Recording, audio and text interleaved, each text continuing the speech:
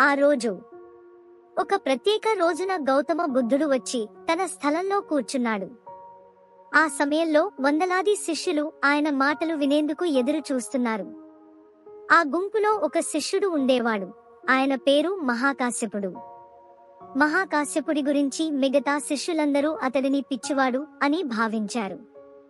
ఎందుకంటే అతను బుద్ధుడి ఉపన్యాసాలకు ఎప్పుడూ రాడు, ధ్యానం చేయడు, ఎటువంటి ఆధ్యాత్మిక కార్యకలాపాల్లో పాల్గొనడు. అతను కేవలం ఒక చెట్టు క్రింద కూర్చుని మూర్ఖుడిలా కనిపించేవాడు. అతను ధ్యానం చేయడం కానీ, ధ్యానం చేయడానికి ప్రయత్నించడం కానీ ఏదీ చేయడు. అందుకే అందరూ అతడిని మూర్ఖుడు అని కొట్టిపారేసి అతనికి ఏమీ నేర్పలేమని నమ్మారు. ఆ రోజు బుద్ధుడు వచ్చి తన స్థలంలో కూర్చున్నాడు. ఆయన చేతిలో ఒక పువ్వు ఉంది. బుద్ధుడు ఆ పువ్వును నిశితంగా చూస్తూ ఉండిపోయాడు.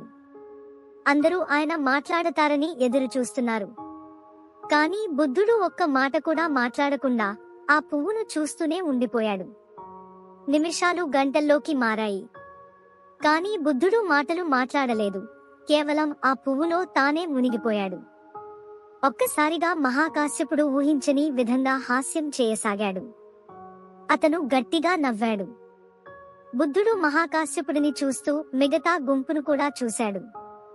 ఆయన చెబుతూ, మాటల ద్వారా నేను ఇచ్చేది మీకు ఇప్పటికే చెప్పాను. కానీ మాటల ద్వారా ఇవ్వలేని దాన్ని మహాకాశ్యపుడికి ఇచ్చాను అని అన్నారు. జెన్ యొక్క ఆరంభం. ఆ సంఘటనతో జెన్ ప్రారంభమైంది.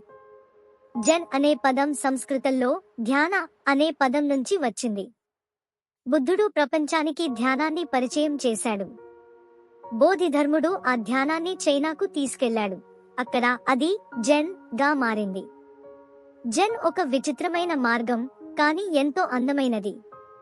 ఇందులో ఎటువంటి బంధనాలు లేవు, ఎటువంటి సిద్ధాంతాలు లేవు, శాస్త్రాలు లేవు, పుస్తకాలు లేవు, సాధనలు లేవు.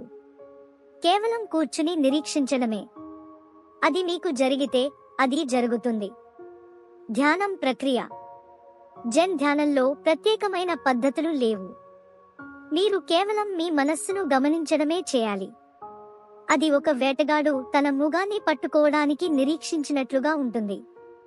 ఒక ఆలోచన మీ మనసులోకి వచ్చినప్పుడు దానిని శ్రద్ధగా గమనించండి. ఆ తర్వాత మరో ఆలోచన వచ్చే వరకు ఎదురు చూడండి. ఈ విధంగా మీరు గమనించటం ప్రారంభిస్తే మీ మనస్సు శాంతించడం ప్రారంభిస్తుంది. నిర్మలమైన అవగాహన. ధ్యానం ద్వారా రెండు ఆలోచనల మధ్యలో వచ్చే ఆలోచన లేని స్థితి శుద్ధ చైతన్య స్థితి. మొదట ఈ స్థితి కొన్ని సెకన్ల పాటు మాత్రమే ఉంటుంది. కానీ మీరు నిరంతరం అభ్యాసం చేస్తే ఆ స్థితి కాలం క్రమంగా పెరుగుతుంది. ఈ స్థితి మీ జీవితాన్ని గాఢంగా మార్చుతుంది. మీ ఆత్మకు మరింత దగ్గరవుతారు. ఈ విధంగా ధ్యానం ద్వారా జెన్ యొక్క అసలు అర్థాన్ని మీరు గ్రహిస్తారు. మీ నిజమైన స్వరూపాన్ని మీరు తెలుసుకుంటారు.